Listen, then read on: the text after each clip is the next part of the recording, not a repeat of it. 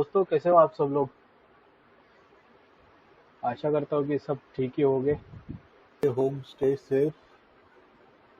तो दोस्तों, उस दिन हम लोगों ने बिनबॉक्स माइक्रोडिक इंस्टॉल किया था वर्चुअल मशीन पे। आज हम लोग देखेंगे उसका एक क्विक कॉन्फ़िगरेशन, बेसिक कॉन्फ़िगरेशन जो मैंने आपको जैसे बताया था लास्ट टाइम। तो उसमें कुछ मेरे दोस्तों की एक क्वेरी भी आई है, वो क्वेरी भी हम उसमें कवर करेंगे। जैसे कि मेरे दोस्तों की एक क्वेरी थी कि कभी कभी वो क्या करते कि जैसे कि हम लोग फील्ड पे रहते हैं, फील्ड पे वायरलेस माइक्रोटिक के डिवाइस ज़्यादा हैंडल करते हैं। कभी कभी क्या होता है कि लैपटॉप का कीबोर्ड वगैरह खराब रहता है, और खराब कीबोर्ड की वजह से वो जब पासवर्ड डालते हैं तो कभी कभी पासवर्ड गलत हो जाता है, और फिर उनको खुद को पता नहीं रहता कि पासवर्ड क्या है। Most of the time device hide पे लगता है, तो पास उसे निकाल के रिसेट करना काफ़ी मुश्किल हो जाता है। तो इसके लिए मैं एक सिंपल आपको दो तीन ट्रिक्स बता दूंगा। तो मैंने मेरा जो माइक्रोटिक है वो यहाँ ओपन कर लिया है। तो हम लोग सबसे पहले देखेंगे पासवर्ड के लिए। तो हम पहले नोटपैड ओपन करेंगे। अगर आपको कोई ऐसी दिक्कत लगती है, क्योंकि क्या है कि आपका जो पासवर्ड है वो पासवर्ड आपको जब आप सिस्टम में पासवर्ड इंटीग्रेट करोगे तो दिखाई नहीं देगा। इवन आपने अगर हाइड पासवर्ड की टिक निकाली तो भी। तो सबसे पहले क्या करना है कि आपको चाहिए तो यहाँ पे पासवर्ड आप नोटपैड में टाइप करो, उसको कॉपी करो, और यहाँ सिस्टम में जाके पासवर्ड में जाके ओल्ड पासवर्ड तो हमारा कुछ भी नहीं था, पेस्ट कर दो। हमारा पासवर्ड चेंज हो गया। जैसे मैं यहाँ पे चेंज पासवर्ड करूँगा, पासवर्ड चेंज हो गया। मान लीजिए कि आपने ये करना भूल गए।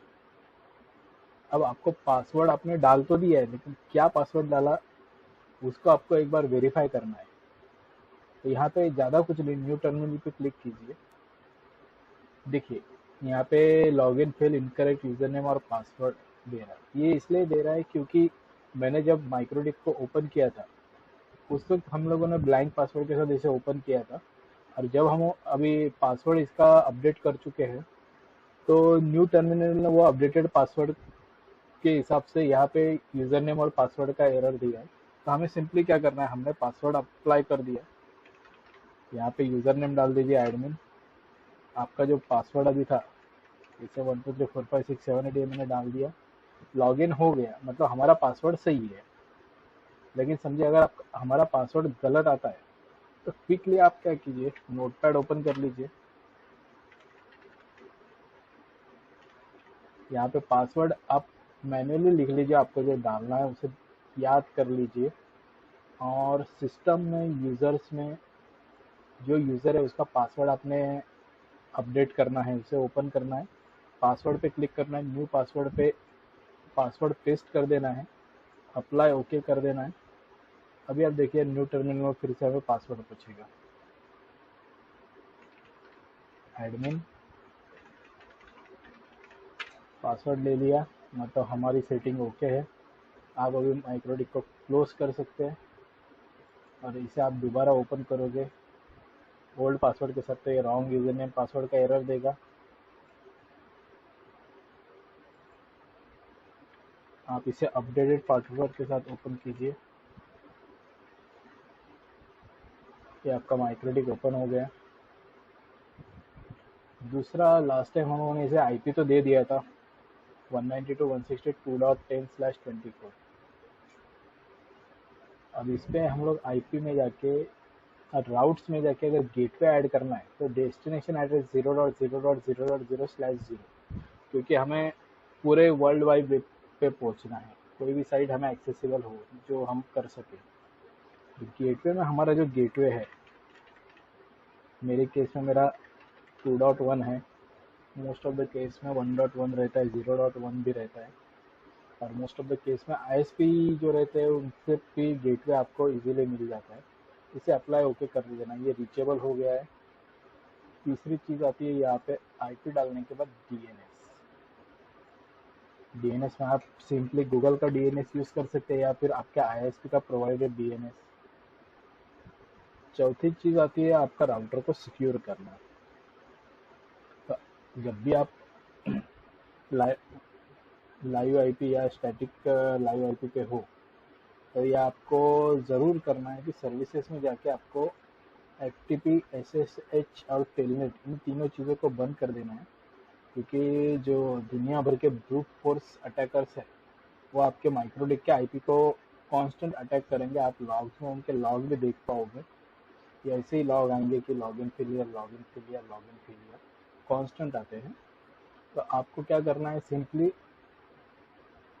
आईपी में जाना है, सर्विसेज में जाना है और एफटीपी, एसएसएच, टेलनेट इनको डिसेबल कर देना है। या तो फिर आप इसका पोर्ट भी चेंज कर सकते हो, बट ये सर्विसेज का हमें कोई ज़्यादा उपयोग नहीं है, तो इसे हम लोग डिसेबल ही करेंगे। नेक्स्ट, आपने डीएनएस दे दिया, आईपी दे दिया, गेटवे दे दिया है। अब आपको चेक करना है कि आपके सिस्टम से आप इंटरनेट को कनेक्ट हुए है कि नहीं। इसके लिए सबसे आसान तरीका है पिंग। यहाँ पे आप google.com डालिए, तो मेरे केस में मुझे गूगल का रिप्लाई आ रहा है, यानी इसने डीएनएस ने गूगल को रिजॉल्व भी किया है और मेरा पिंग भी चल रहा है, मतलब मेरा इंटरनेट वर्किंग है। तो दोस्तों सेम वे समझिए, आपका अगर आईएसपी प्रोवाइडर ने आपको डीएचसीपी कनेक्शन दिया हुआ है तो उसे कैसे सेट करना है। तो हम लोग क्विक आते हैं आईपी में, राउट्स में पहले हम लोगों ने जो राउट्स क्रिएट किया उसे हम लोग निकाल देते हैं। हमारे जो आईपी पूल्स हम लोगों ने क्रिएट किए हैं उसे हम लोग हटा देते हैं।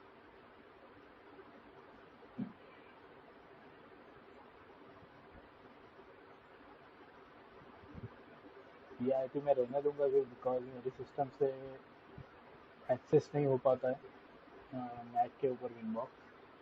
तो सिंपली आपको क्या करना है कि यहाँ पे डीएचसीपी क्लाइंट में आना है।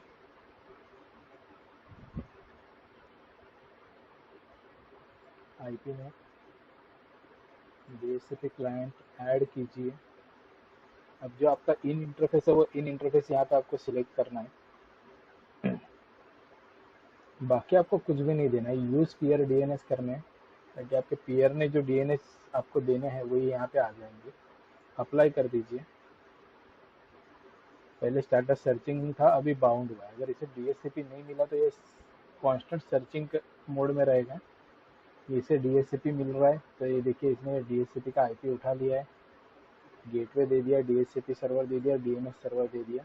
अब हम चेक करते हैं इंटरनेट चल रहा है कि नहीं। न्यू टर्मिनल से भी हम लोग पिंग लगा सकते हैं। तो मुझे पिंग रिसीव हो रहा है, मीन्स हमारा इंटरनेट वर्किंग है।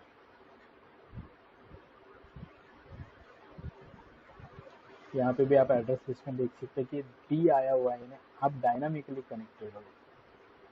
मैं इसको रिमूव कर देता हूँ।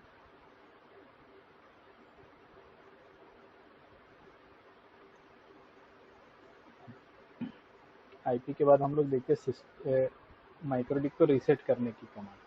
तो ज़्यादा कुछ नहीं है, सिस्टम रीसेट कॉन्फ़िगरेशन करके कमांड है। इसमें आपको ऑप्शन आते हैं जैसे नो डिफ़ॉल्ट। आपने अगर एस कर दिया तो ये ब्लैंक बन जाएगा। अगर इसे ऐसे ही चला दिया, आपको वाई करना है, आपकी सिस्टम रीसेट हो जाएगी। मैं यहाँ पे आपको इसमें लिखा देता हूँ VMware पे, ठीक है। सिस्टम रिबूट हो चुकी है, सिस्टम रीसेट कॉन्फ़िगरेशन की कमांड देती हूँ।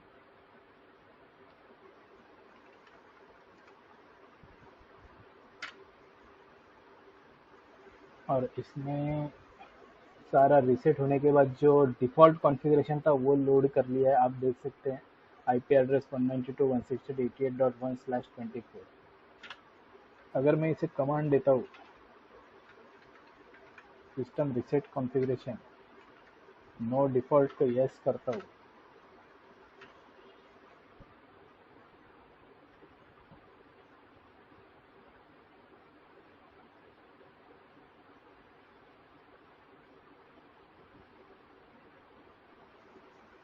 अब मैं लॉगिन करता हूँ, तो आप देख सकते हैं कि इसमें कुछ कॉन्फ़िगरेशन नहीं दिया है। अगर मुझे इसका कॉन्फ़िगरेशन चेक करना है,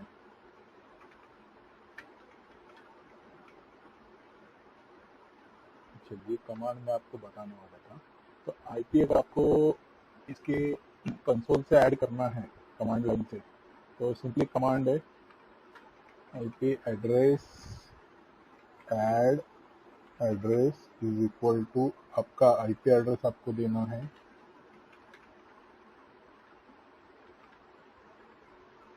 उसका जो भी सबनेट मास्क है वो यहाँ पे आपको CIDR वैल्यू में देना है। उसके बाद आपको देना है इंटरफेस। हम इथर 1 कर रहे हैं, ये आईपी ऐड हो गया है, तो हम अभी चेक करेंगे। माइक्रोटिक खुल गया, इस पर कॉन्फ़िगरेशन कुछ भी नहीं है, जो हम लोगों ने आईपी ऐड किया वही आईपी है।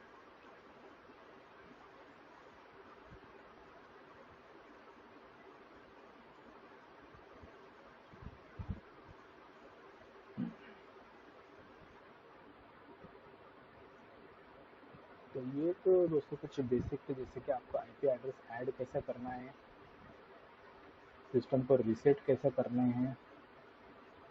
सिस्टम को रिबूट करना मैं नहीं बताऊंगा, क्योंकि यहाँ आप जाओगे सिस्टम रिबूट है। रीसेट आप यहाँ से भी कर सकते हो, नो डिफ़ॉल्ट पे क्लिक कर दो, डू नॉट बैकअप पे भी क्लिक कर सकते हो, तो आपका बैकअप बाय डिफ़ॉल्ट जो यहाँ पे फाइल्स में जाता है वो नहीं आएगा।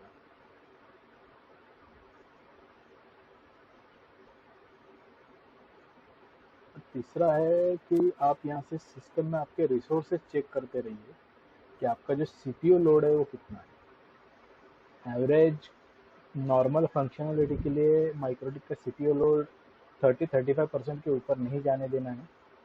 40-50% अगर जाएगा तो उसकी फंक्शनलिटी पे ज़रूर असर होता है।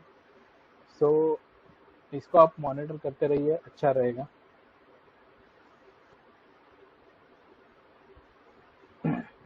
तो दोस्तों ये कुछ बेसिक्स थे कि जैसे माइक्रोटिक का सिर्फ बेसिक ऑपरेटिव कैसे करना है, ये हम लोगों ने देखा है। आगे के चैप्टर्स में हम लोग कवर करेंगे टूल्स, पीपीपी और राउटिंग, बीजीपी राउटिंग। तो दोस्तों थैंक यू वेरी मच, आज के लिए इतना ही। मिलते हैं फिर एक जो नए टॉपिक मैंने मेंशन किए थे उसके साथ में। Bye, thank you.